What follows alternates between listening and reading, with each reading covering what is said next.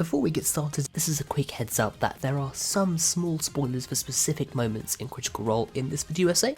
I've put timestamps in the description below for when I talk about those moments, so if you want to skip over them, you absolutely can. Storytelling has been around for a very long time.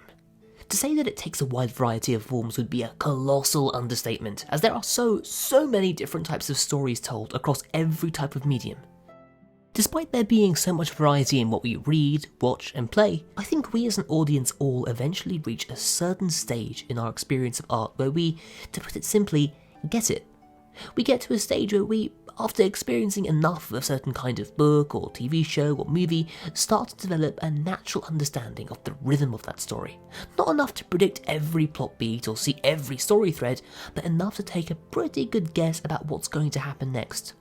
I don't think this is necessarily a bad thing, but I do think that it slightly chips away at our ability to be surprised. But what alternative is there though? If you were to make a story that's completely outside the box, something that doesn't abide by any of the rules of storytelling, what would you have? You'd certainly have something that's surprising, but it wouldn't be a story, and that's not worth breaking the rules. For a while, I thought that there was no way for a story to break away from the conventions of storytelling without breaking away from storytelling itself, but I think there's one thing that comes very close. Something that doesn't break the rules, but relaxes them, just enough to make something that feels familiar, yet something that is completely and utterly new. And that something is Critical Role, an internet series with 8 voice actors playing Dungeons and Dragons. That might be a huge claim to make, but I promise you, Critical Role is exactly what I just described, and so much more. The stories that this cast and their dungeon master, Matt Mercer, have told together are tales that have all the hallmarks of a great narrative, like deep, authentic characters, a setting that's full of wonder and mystery, brilliant bad guys, and none of the constraints that make those stories familiar and predictable. The stories Critical Role tell are stories I've always loved, unbound by convention, and in this video essay, I'm going to talk about the ways in which Critical Role manages to tell these new stories that I think mark the beginning of a new art form. Characters are the most important part of any story, and Critical Role is no exception. They're all layered, authentic people with intricate inner lives, and a large part of what makes them so convincing and compelling is the unique relationship between the characters and the cast that plays them. Each Critical Role character is created from the ground up by the actor playing them. They have full control over the character's backstory leading up to the campaign, their desires, their fears, their strengths, everything from the earliest events that formed the basis of who they are to the number of buckles in their costume is thought up almost entirely by the actors themselves. When the cast play their characters, they make choices in their performances with complete certainty, as no one knows more about their characters than they do. It's this connection between the characters and the cast that allows the cast to take their characters in any direction they want, making for performances that are rich, dynamic, and always exciting to watch. Of course, none of that understanding would matter if the actors didn't have the skill to bring that into their performances. In the case of Critical Role though, that's not a concern at all. Each member of the cast has made a name for themselves in the voice acting scene, and in performance spaces beyond that. They all know how to embody the character they play, how to find their voice and their physicality, and bring to life all of the history and depth that makes these characters who they are. They put in the work to build these characters off screen, and we connect to those characters through their amazing performances on screen. Liam O'Brien in Campaign 2 plays Caleb Widogast, a wizard burdened by guilt and shame, driven by a desire to undo what he perceives to be his greatest mistake. In the earlier parts of his story, Liam plays Caleb with a solemnity and seriousness that weighs him down. As the story progresses though, that pain starts to heal, and we see that change in Liam's performance. We watch Caleb evolve into a wise master of magic, one who wields it not in service of himself, but in service of his friends. Liam keeps Caleb as a stern and serious character, but none of those traits come from his pain. His rigid focus on what must be done comes not from his dogged pursuit of a single goal, but his fierce desire to protect those he loves. It's hard to pull off such a subtle change, but Liam absolutely aces it, making Caleb one of my favourite characters. A performance that couldn't be further from Caleb is Ashley Johnson as Fern, who's best described as a walking Pandora's box of chaos. Ashley relishes the role, always wearing a devious smile as Fern pokes, prods and pickpockets her way through the world, ready to chase after every whim that comes to her. From choices that affect only her to decisions that could land the entire party in trouble, Fern recklessly approaches them all with the same level of curiosity, making her at times incredibly dangerous. Yet Ashley plays her with such grace and delight that you can't help but root for her every time she decides to pursue something that she probably shouldn't. My favourite performance of all though is easily Laura Bailey as Jester. Jester is a number of things. At times, she's a playful, fun and slightly immature friend to all who meet her, someone who emanates a warmth that's both welcoming and comforting, and someone who encourages those around her to find the humour in even the worst situations. At other times though, she's a silver-tongued trickster full of cunning, one that's capable of outwitting witches and charming gods. Laura Bailey plays every shade of Jester's character to perfection. She's never static when bringing Jester to life. She always finds the perfect movement to complement Jester's craziness. She'll gently sway as Jester describes a vision of beauty that she's dreamed up, and she'll throw herself forward when doing something that's abrupt and completely unexpected. But when she's faced with a formidable foe, she straightens up and faces her enemy with a focus that makes her seem like someone completely different. Laura's vocal performance is even better.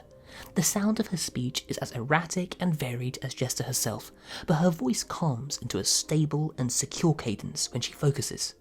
Jester is someone who can shift from a comic relief wildcard to an unstoppable force of nature at the drop of a hat, and Laura Bailey masters every aspect of the character with an ease that's as impressive as Jester herself. My favourite thing about the cast as a whole though is their masterful ability to improvise.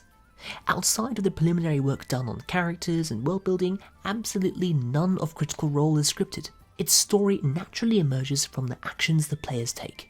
As a result of that, the cast are always having to improvise based on what situation their character is currently faced with, and that's not easy, as improv is really tricky.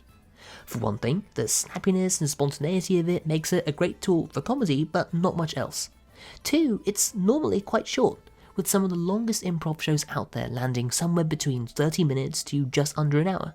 3, it's almost entirely dependent on the rhythm one performer has with their partner or partners. If that rhythm is broken, it all falls apart and is really hard to piece back together again.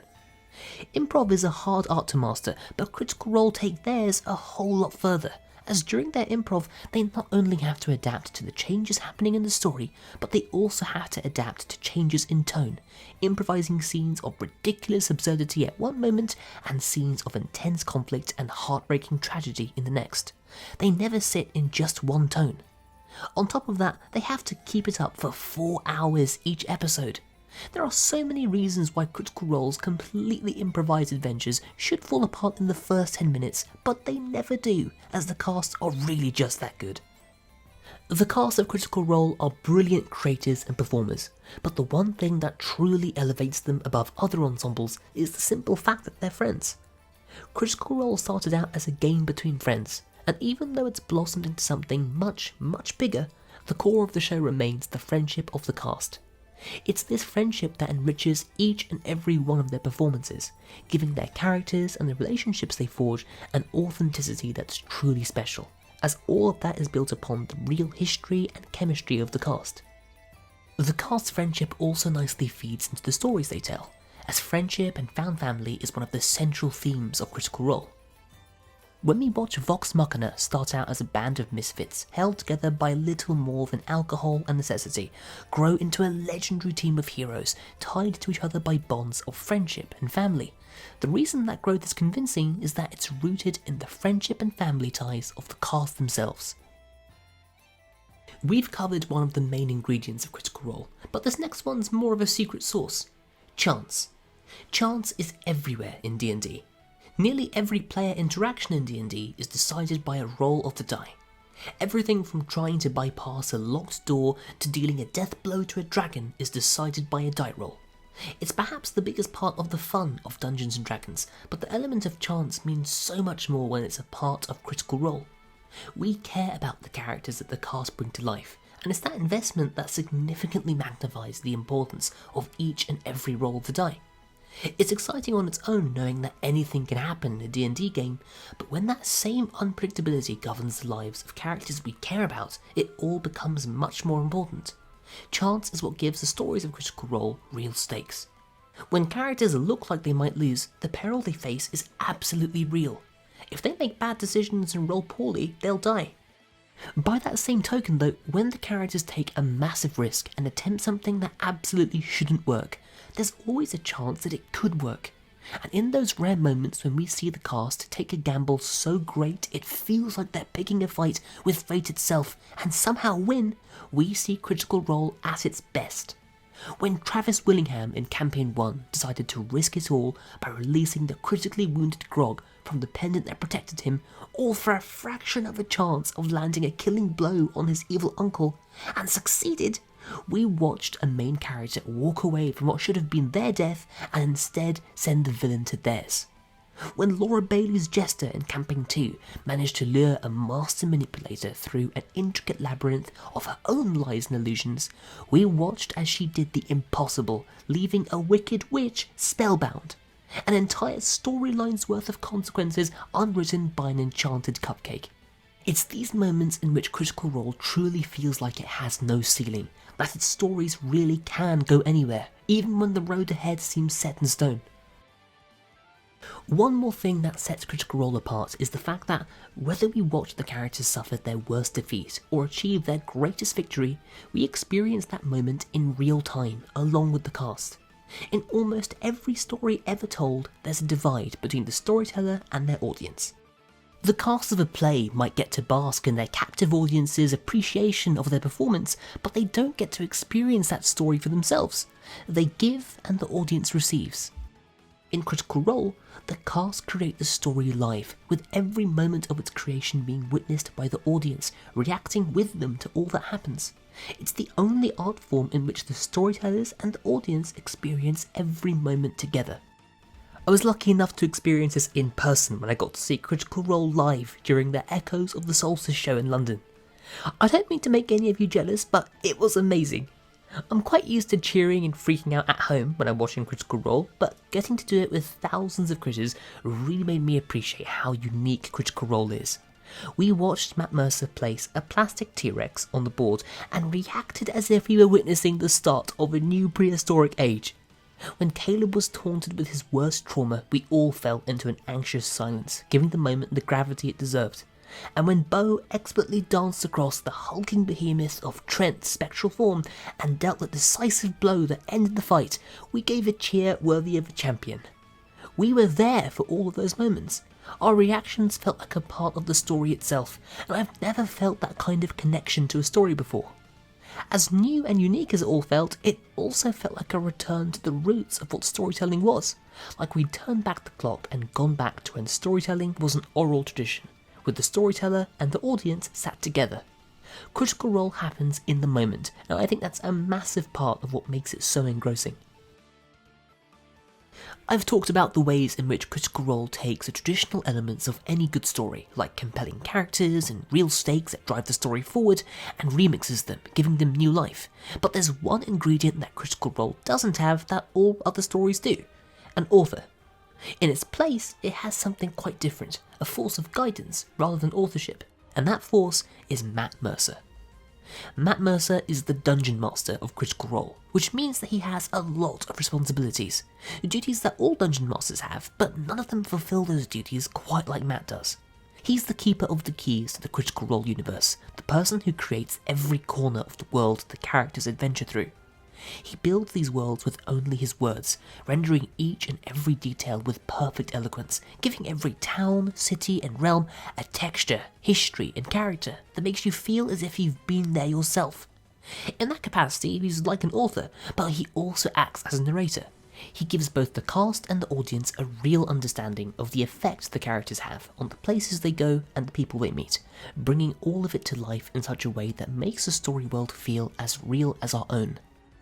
On top of those duties, he also acts as a member of the cast, giving a voice to all of the characters that live in the world of Critical Role, allowing the cast to interact with them. This would be a tricky challenge for any performer, but Matt Mercer is more than up for the challenge. He's earned a reputation in both his voice acting career and his Critical Role career as being a man of 1,000 voices, and it's a reputation that, bizarrely enough, still doesn't quite do his talents justice. He has played many, many characters across all of Critical Role's campaigns, everyone from kings and queens to gods and dragons, and has managed to find a unique voice and personality for them all. Matt Mercer might wear a lot of hats as Dungeon Master of Critical Role, but what truly sets him apart from other DMs is the fact that he reacts to the choices his players make, shaping the story's themes, tone, characters, and setting around those choices.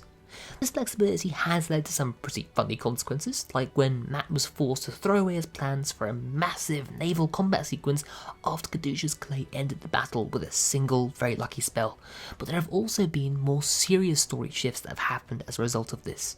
In Campaign 2, for example, originally Matt had intended a more magical direction for the story, exploring the theme of dreams and their importance, but instead the cast took the story in a very different direction, focusing on politics and the real-world consequences of corrupt government. Whilst Matt does take the character's decisions into account when building each Critical Role campaign, he doesn't entirely shape the story world around those choices. If he did, he'd make a world that always bent to the will of the main characters, and that wouldn't make for much of a story at all. To stop that from happening, Matt will change elements of the story to take it into a different direction, if he feels that's what's needed. These changes can be anything from the introduction of new characters to massive thematic and tonal shifts that hugely shake up the story, challenging the cast in ways that take them completely off guard. An example of such a major change is the Briarwoods arc from Campaign 1.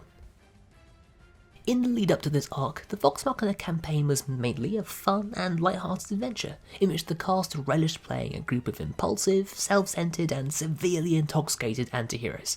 As much fun as this was, the campaign started to become a little repetitive. It needed a change of tone, something to make the cast and the audience take the story more seriously. And Matt gave the story exactly that by revealing the Sun Tree. When Vox Machina find the Sun Tree, they see a family hanging from it, each body dressed in a makeshift costume resembling each member of Vox Machina. The bodies are left both as a warning to Vox Machina and as a vicious taunt, a demonstration of power and villainy that they've never seen up until now, and it's this that makes both the cast and audience appreciate that the story's taken a much darker turn, one that demands that the characters step up their game. This is what I think makes Matt Mercer such an important part of what makes Critical Role so great. He's always listening to what the story needs, whether that means following the cast lead or doing something that's completely unexpected. It's this careful balance that always makes Critical Role a compelling story. He lets the story naturally emerge from the cast's choices, but steps in to guide that story to where it should be if it ever loses its way. Critical Role has everything we want in a story. It's got an amazing set of characters, brought to life by a cast that are masters of their craft. It's set in a world that's impossibly vast, filled to the brim with all kinds of curiosities and mysteries, each as weird and wonderful as the last. It's also a world that's full of very real danger that could claim our heroes' lives at any moment, but if they muster up the courage to take on that danger, even against the worst odds, there's always a chance that they could actually win, claiming a glory that's as genuine as the peril they face to get it. The craziest thing about Critical Role is that it manages to both free itself from the constraints of conventional stories without losing the strengths that make those stories compelling, and that's thanks to the diligent DMing of Matt Mercer.